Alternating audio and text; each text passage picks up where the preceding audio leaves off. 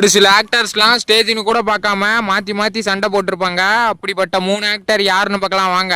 அதான் பார்க்க போறது. மன்சூர் அலி கான் ஸ்டேஜ்ல ரொம்ப நேரம் பேசிட்டு இருப்பாரு. விஸ்கின் வந்து போதும் கிளம்புன்னு சொல்லியிருப்பாரு. அதுக்கு மன்சூர் அலி கான் சரியான ரிப்ளை கொடுத்திருப்பாரு. நீங்க எல்லாம் பேசுவீங்க, அப்போலாம் டயத்தை காட்ட மாட்டீங்க.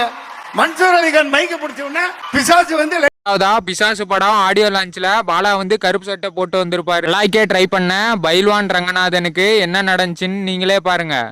பட தலைப்பு இருக்கு, அதனால தான் கருப்பு வந்துறீங்களான்னு.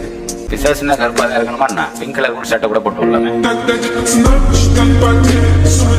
ஃபர்ஸ்ட் இடத்துல யாருன்னு பார்க்கறதுக்கு முன்னாடி நம்ம சேனல்ல சப்ஸ்கிரைப் பண்ணுங்க.